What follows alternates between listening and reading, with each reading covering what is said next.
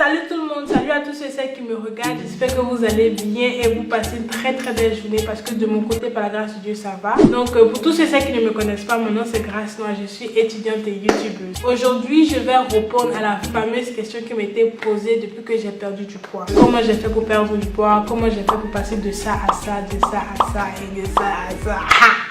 Cette vidéo sera divisée en deux parties. La première partie, je vais parler de mon histoire, ma background, comment j'ai fait pour grossir et tout. La deuxième partie, je vais vous parler de comment j'ai fait pour perdre du poids et mes astuces et mes conseils. En fait, je savais pas que j'étais aussi grosse jusqu'à ce que je fasse cette vidéo. Je regarde mes anciennes photos et je me dis... mais j'allais où? J'ai commencé à prendre du poids à l'âge de 8 ans. C'est à cet âge-là que tout a commencé. Gardez en esprit que je ne suis pas née en forme, je ne suis pas née grosse. C'est la nourriture qui m'a rendue comme ça. Au début, ça allait parce que j'étais un enfant et tout. Je me rappelle de mon surnom, la boubou. J'étais la boubou de la famille. Chaque fois que les invités viennent, oh, mais où est la boubou, où est la grosse et tout. Et je me dis, mais arrêtez, ça va, c'est gênant. Maintenant que je pense à ça, c'est un peu drôle, mais avant, en fait, c'était pas drôle. En 2010, quand j'avais 11 ans, mes parents ont réalisé qu'au fur et à mesure que je grandissais, au lieu de perdre du poids, non, Grace, elle prend du poids, elle augmente. Mais Grace, tu vas où? Et c'est à ce moment-là où ils m'ont parlé du diabète, ils m'ont parlé de l'obésité, ils m'ont parlé des risques que je courais si je continuais à manger comme je mangeais. Quand mes parents, mes soeurs et mon frère me grondaient, tout ce que je voulais, c'est aller manger. La nourriture, c'était mon refuge. Et ça me frustrait parce que je voulais pas manger. Mais à la fin, je mangeais. Et puis Grace est devenue... C'est en 2012 que j'ai réalisé que waouh, en fait, ce que ma mère disait, c'est vrai. Je suis en forme, je suis obèse pour mon âge. C'est en 2012 que j'ai officiellement décidé de perdre du poids. Je me suis dit, tu sais quoi, je suis fatiguée de ressembler à ça. Il faut que je change. 2012 a échoué. 2013 a échoué. 2014 a échoué. En fait, ça faisait qu'empirer. Pendant ces 3 années, je traversais la période de puberté. Et aussi, à l'école, j'étais vraiment bully. Les gens m'appelaient fat, ugly, se moquaient de moi. C'était la nourriture seulement qui me comprenait. Et c'était mon refuge. La nourriture, c'était ma vie. Et aussi, j'essayais tout type de régime. Je me suis même affamée pendant quelques mois. Ça n'a pas marché. Je faisais du sport et tout. En fait, ça marchait, mais je gagnais plus que je perdais. Non, c'était en fait le cycle pendant 3 ans. Pendant ces 3 années, je tombais rapidement dans la dépression. J'étais vraiment frustrée avec moi-même. C'est en 2015 que tout a dégénéré. Je me perdais en fait. L'été 2015, je suis allée au Canada pour visiter ma soeur Christine. 2 semaines avant mon retour pour la Côte d'Ivoire, Christine m'a confrontée et puis elle m'a parlé de mon poids. Elle m'a dit que Grace, il faut que je te pèse. À ce moment précis, la balance me faisait peur parce que chaque fois quand je me pesais, des fois je voyais un homme que je voulais voir et des fois en fait je voyais un homme qui me choquait, ça me frustrait, ça me donnait envie de manger. Moi je lui ai dit non, je veux pas savoir. Elle dit mais il faut que tu saches, c'est très important. Je lui dis non, ça m'intéresse pas. À la fin, Christine m'a forcé à monter sur la balance, donc je suis montée et tout et c'est à ce moment-là que j'ai pleuré. J'ai pleuré parce que j'ai vu un chiffre qui m'a choquée. Je suis passée de 80 kilos à l'âge de 11 ans à 110 kilos. 110 kilos. Waouh!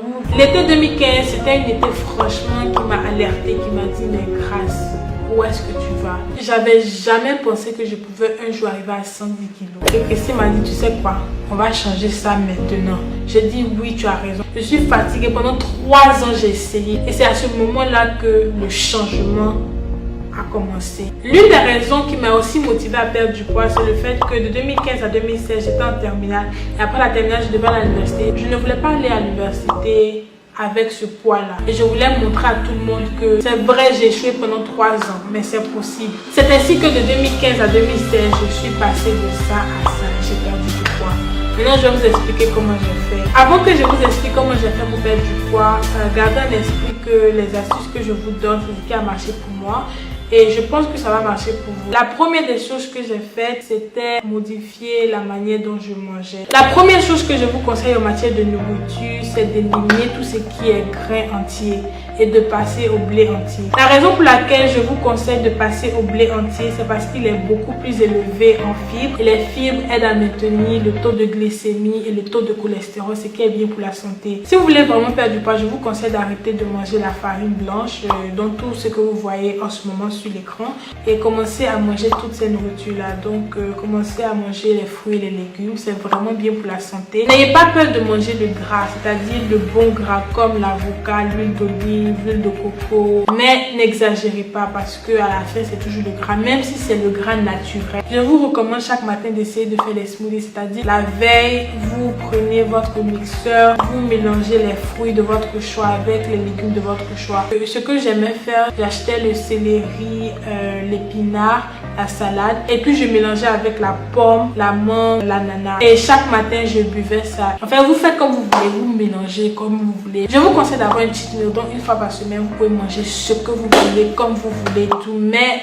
n'exagérez pas. Moi, mes cheat meals c'était chaque vendredi parce que j'aime les vendredis et je me dis c'est le temps où je vais me faire éliminer tout soda, jus, bière, alcool. À partir de maintenant, je vous invite à boire de l'eau, que de l'eau, rien que de l'eau. L'eau est très bien pour la santé. L'eau aide à éliminer toutes les toxines. L'eau a beaucoup de vertus et il aide aussi à éviter la constipation. Des fois, le corps mélange la faim et la soif, donc il est conseillé de boire de l'eau avant le repas et aussi durant les snacks. Si par exemple vous avez un peu faim, buvez de l'eau. Peut-être vous n'avez pas faim, vous avez juste soif, donc buvez de l'eau. Aussi pour savoir si vous êtes hydraté et si vous buvez beaucoup d'eau, il faut regarder vos urines. Donc si vos urines ressemblent à ça, ça veut dire que vous êtes bien hydraté. Mais si ça ne ressemble pas à ça et ça ressemble à ça, ça veut dire que franchement, il faut que vous commencez à boire de l'eau. Aussi l'odeur. L'odeur peut vous dire.